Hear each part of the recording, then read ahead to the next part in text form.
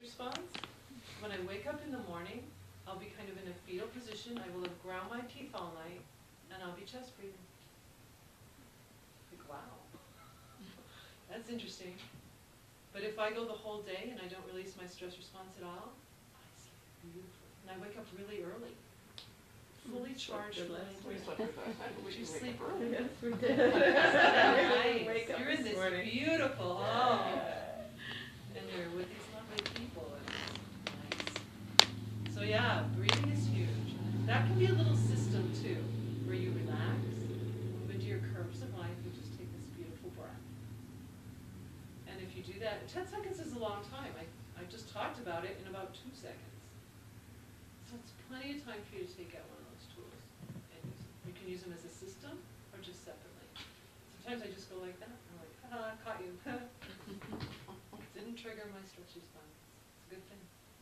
The next 2 tools are very quick. 4 is easy. It's a smile. But we don't smile enough, do we? We don't smile enough, especially in North America. Let's go to Brazil. Everybody's smiling down there. I don't know what it is about North America, but we're like the least smiley of all the continents. So I try to infect smiling. It's a beautiful thing. When we turn these corners of the mouth this way, we release certain neurochemicals in our brain. Really? If we turn them the other way, we release others. It's so profound that in 1977, University of California, Berkeley did a study on smile therapy with all clinically depressed people.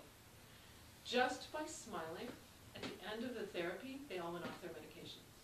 All of them. I don't know why we don't use smile therapy, except it's nice and cheap, right? People want to make money. And smiling is free. It is free. There's a wonderful fellow who taught for years up at KCC. He taught trumpet and band. He retired a few years ago, and we're walking the hall together, and I said, you know, you've been such a wonderful teacher here. Can you give me 3 pieces of advice to be, improve my teaching? He said, really, honey, there's only one. Smile more. Really? Yeah, and he said, smile with your students. And I started doing that, and they played better and better and better. Smiling is infectious.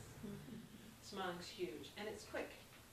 And a lot of the things that we trigger these stress hormones about, they're pretty funny. Arguing about the vacuuming. Who's going to do the dishes tonight?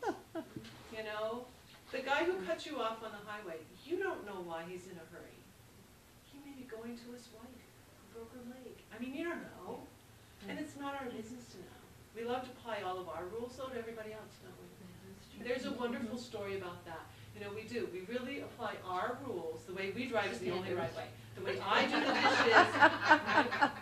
do the dishes, is the only right way. The way you put the toilet paper on, the whole deal. Mine is the right way. Our rules on everybody else. When we kind of, just sip it and just smile.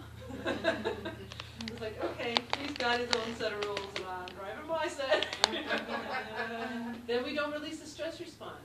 Because who does it hurt when we get angry? It hurts us. But don't we like to justify our anger? When you get angry, don't you justify it? I'm justified in getting angry with my husband because he should never have cut that bush. He cut my forsythia bush. I'm justified in my anger, right? I should be able to be angry, but no, the only person that hurts the most is me. Because it pops my stress hormones and debilitates me. And now I'm going to be surly with my children all evening. Because it takes me 24 hours to get back to normal. And when you go a whole day, I've actually gone more than 30 days without releasing my stress hormones at all. Wow. It's kind of powerful. But then, you're human and it happens. And I did, and so it's like a science experiment. And I watch myself and I'm like, I think I should check myself in because I'm insane. I'm not thinking clearly. Because then everything feels like it's full.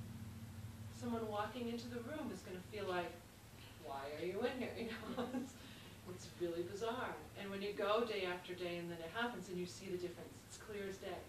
And I say, I never want to go back to the old me. I never want to go back to the old me. It's not a nice person. Even though I'm a pretty nice person, if you ask people back then, they're like, oh, she's so nice. But I know the real me, and I know some of the thoughts in my head. But when you're under the influence of stress hormones, you're not thinking about it. So that's real compelling reason for me. There. So force quick, smile. 5 is quick too. I call it a slogan. You know, Nike's "Just Do It." It's one of my favorite slogans. Just do it. Just, you know, just skydive. Whatever it is. I just had a client who skydived. It was on her bucket list, and she just did it. I'm like, oh, I can't believe it. It's fun. Is it? Oh my goodness. I actually want to kite surf. Have you ever seen that? My brother has. I want to do that. So I'm trying to build up my upper body to be able to kite surf. So we all have these things, you know. But just do it's one of my slogans. Another one is stay up because it helps my posture. I live in a 1929-year-old house. I just did a video about this. You can actually see my door on YouTube. I show how when I try to get in my house, I have to finesse the key or even pull the handle toward because of course the house is settled. 2 locksmiths, rekeying, none of that helps. I have to redo the door frame if I'm going to really fix it. And I don't have that kind of money, so I struggle with my door. And I usually have my violin and the groceries and everything else trying to get in. I realized I was stressing out before I even got to my house that I'd be finding my door, like deep inside my brain, like already getting angry that I'm going to have to find my door. What a silly thing, right? I actually use lots of tools. I smile. I use my posture. I use the slogan, stay up. And I play with my door to get in. Because it's just not worth hurting me just to get in. It took me a while really to break that one. That was a tough one because it was a daily habit. How many times do I go in my house? So we have these little habits, and that's what you'll be looking for. What are these little habits and these little things that tick you off or make you feel one of those 4A emotions that you can just say no now to? Because you're worth not carrying this. You are worth staying over there. You don't need it.